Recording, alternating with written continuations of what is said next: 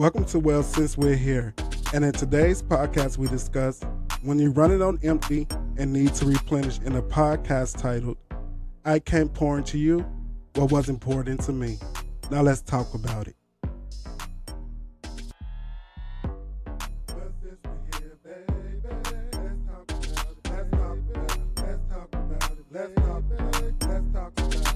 Shh, it's just me and you. We ain't got to tell the whole crew. Let's talk about it. Well, since you're here. Welcome to Well Since We're Here. I'm your host, Gucci, and in today's episode, we talking about I can't pour into you what was important to me. Before we get into this episode, I want to give you a little back history about myself. Grew up in a Southern Baptist family that really didn't accept or quote unquote condone you being gay or bisexual or anything of the sort. So this episode is going to be a little personal to me, so please bear with me. I can't pour into you what was important to me. You know, this speaks to having expectations that ain't married in your personal relationships. You know, when I came out at 17, I was pretty much disowned by my family, and I had a fight with the first man I ever loved, which was my father, right? I really had to put my hands on this person, and it didn't feel good, and my viewpoint of loving has been forever changed from that moment. So I just want to get some things off my chest, so bear with me.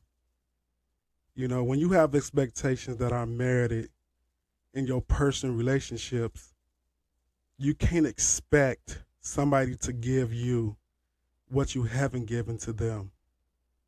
You know, when you want the lion's share of my harvest and you haven't even sowed a seed.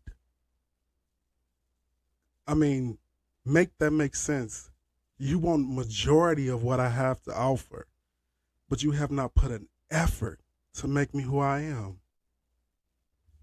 And that goes with not only your family, but in friendships.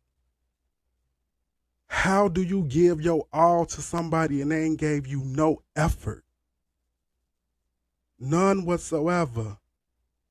I remember this time I met this shorty and we was out at a little party, little kickback. And, you know, he was a little bugger, a little cute bugger, but he still was a bugger. And I remember he liked the bus stop running, so I'm like, I'll drop you off, whatever. And I'm driving past McDonald's, and this motherfucker say, can you take me to McDonald's? I'm hungry. Mind you, I'm giving this motherfucker a ride. I just met him at a party, so I'm like, fuck it, I'll pull in McDonald's. And then he says, let me get a number. And then he looks over at me and say, you got me right. I said, a number? You better get a motherfucking McChicken, McDouble, small value fry. Fuck, I don't even know you, bro. I don't know your name. Just being nice.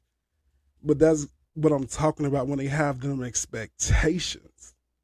You want steak and lobster on my dime, but I can't even get a number. So, you know, that's crazy. You know, a lot of times we deal with double standards in the community where you have dudes that want to be in control, want to take charge, yet they don't have no funds, no vehicle, no crib, but they want to be in charge. You don't even have your own shit together, bruh. How you in charge with me? Make that make sense, though. And then it's them ancient people, you know what I mean? If you ain't an ancient family member, don't expect shit, you know what I'm saying? Parents included. You know, you don't show up, all that absenteeism in my life. When I say cuz pull up, homie pull up, and you busy and shit, but now that you want to come celebrate my little grandkid, my little this, my little function, it's like, you ain't show up for me. But now you mad because I ain't gonna show up for you though. Call it petty. I be petty. But it's real shit though. I'm financially stable, you know what I'm saying, because of my work ethics. Not because of the people that I've been around or the people that, I looked up to or whatever. I made this in spite of. I'm my role model. Ain't nobody set no trends for me. I'm the trendsetter. And it's fucked up because now that I'm on, my cuz on, my bro on, my whatever on. And it's like, but you ain't had shit to do with it. You weren't fucking with me before then.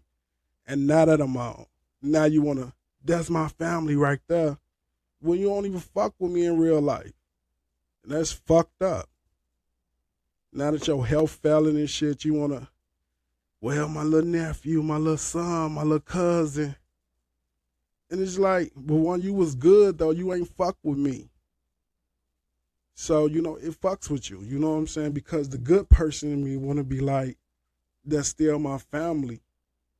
But the reality is they didn't give a fuck about me. So it's okay to be selfish. You know what I'm saying? You should try that shit sometime. I definitely fuck with me the long way. You know what I'm saying? Self-sacrifice ain't the holy grail, people. If I ain't good, we ain't good. I ain't finna put myself on the back burner. I ain't finna be over here slow walking and shit. Come with it or come correct or just get the fuck on. You know what I'm saying? Treat yourself good. Clearly they ain't. And that's for whoever.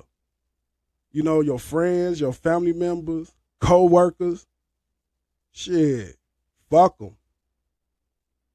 That's just some real ass shit. So, the takeaway from this episode is basically it's okay to be selfish. It's all right. You ain't got shit to prove to nobody but yourself. If people don't give you what you need from them, pay them dust, bro. Like, straight up. You ain't got to be mad. You ain't got to be upset. You ain't got to take it personal. Shit, you give what you get. It's 2023. Fuck all that. Well, I'm going to just keep extending. Fuck all that. Come correct. And on that note, I'm up out of here. So if you remember anything else from this episode, at least remember this. Always remember to love yourself like no one else will. Peace. We hope you enjoyed this episode, and as always, we would like to thank our listeners for tuning in for new episodes each and every week. Please rate and review our podcast and download us wherever you receive your podcast.